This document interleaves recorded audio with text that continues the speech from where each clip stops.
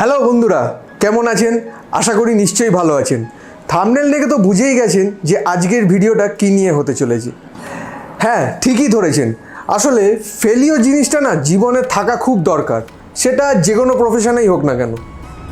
Failure থাকলে তবেই না সাকসেস আসবে। এনিওয়ে, আজকে আমি আমার প্যালোডোরিয়ামের ফেলিওর আপডেট দিতে চলেছি। প্যালোডোরিয়ামটা বানিয়েছি প্রায় 2 মাস হয়ে গেল।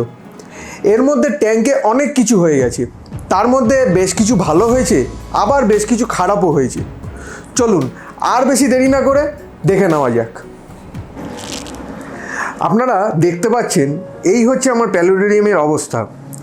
ট্যাঙ্কের অবস্থা খুব একটা ভালো না, তবু আমি দেখানোর চেষ্টা করছি। আসলে অনেক কিছুই ভেবে রেখেছিলাম ট্যাঙ্কটা সম্বন্ধে, কিন্তু সেরকম কিছু হয়ে ওঠেনি। আচ্ছা, প্রথমেই আসি যে এর মধ্যে ভালো কি হয়েছে, কারণ খারাপের সংখ্যাটাই বেশি। তো ভালো হওয়া বলতে এই যে এইখানে যে বাঁকোপাগুলো দেখতে পাচ্ছেন, এই যে এইখানে আমি অনেক পুরো ভরিয়ে রেখেছিলাম, অনেক মেল্ট করেছে, বেশিরভাগই হয়নি, তবে নতুন কিন্তু গ্রো করেছে। আমি এখানে কাটিং করে পাশে অনেক বসিয়েছি, দেখতে পাচ্ছেন।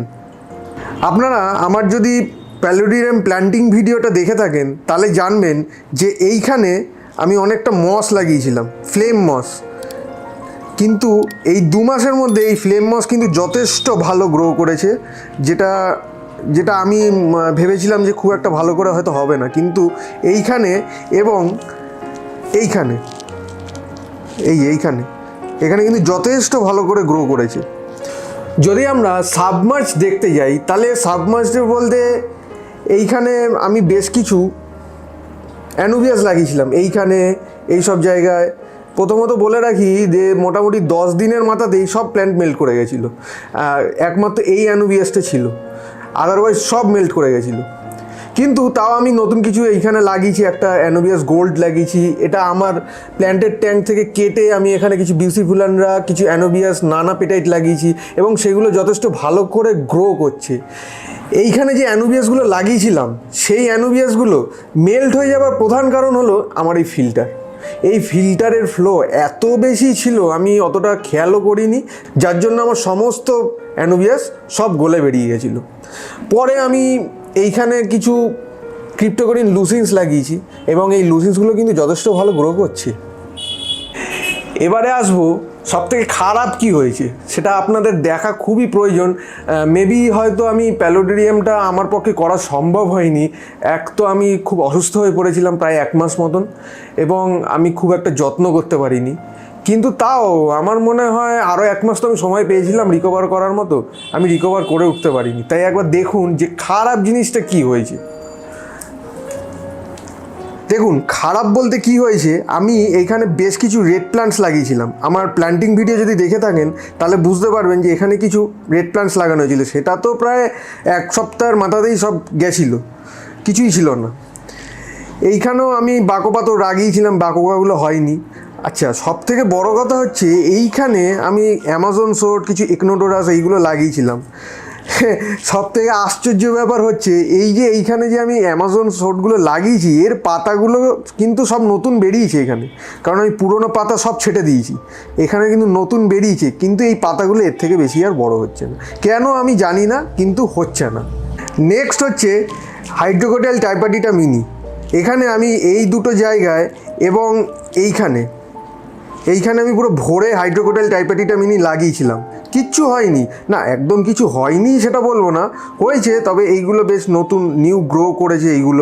এইখানেও কিছু নিউ গ্রো করেছে। এইখানে আমি কিছু মাটিতে দিয়েছিলাম, সেইগুলো উঠে এসে এইখানে নতুন করে গ্রো করছে। এইখানে যা দিয়েছিলাম এ তো সব মেল্ট করে গেছে, এ তো কিচ্ছু নেই, এখানে পুরো ফাঁকা।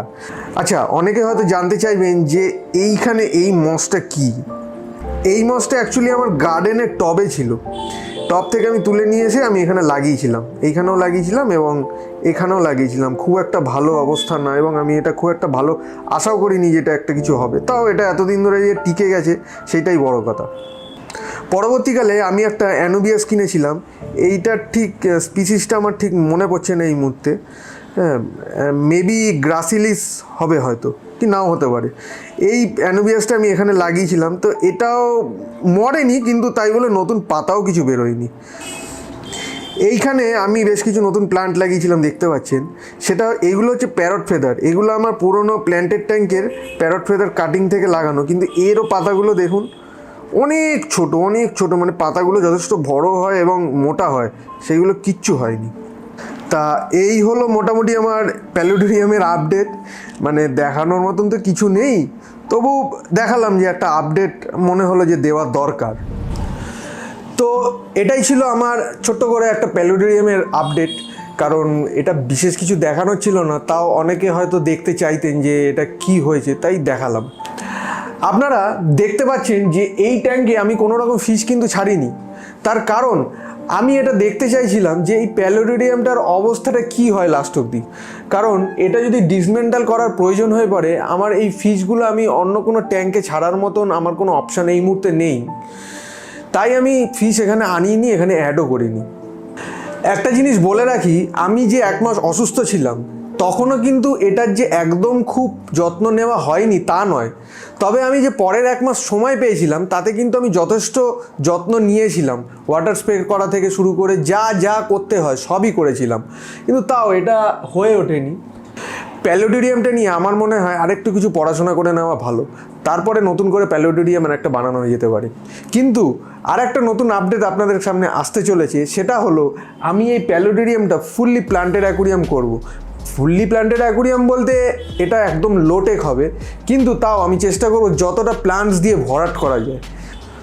সো এই প্যালোডোরিয়ামটার রিস্কেপ আপডেট তো অবশ্যই আসবে, কিন্তু তার আগে আপনাদের আর একটা ভিডিও আমি দেখাবো, সেটা হলো এই ট্যাঙ্কটা ডিসমেন্টাল করা কতটা বেশি কঠিন।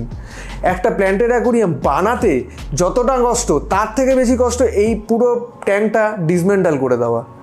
তাহলে কেমন লাগলো আমার এই ফেলিওর আপডেট ভিডিওটা? আশা করি খুব একটা ভালো লাগেনি, কিন্তু তবুও যদি ভালো লেগে থাকে তাহলে লাইক, শেয়ার অ্যান্ড সাবস্ক্রাইব অবশ্যই করে দেবেন। আগামী দিনে নতুন নতুন অনেক ভিডিও আসতে চলেছে, তাই চ্যানেলটার পাশে থাকবেন, আমার পাশে থাকবেন, আর সবাই সুস্থ থাকবেন, ভালো থাকবেন। নমস্কার।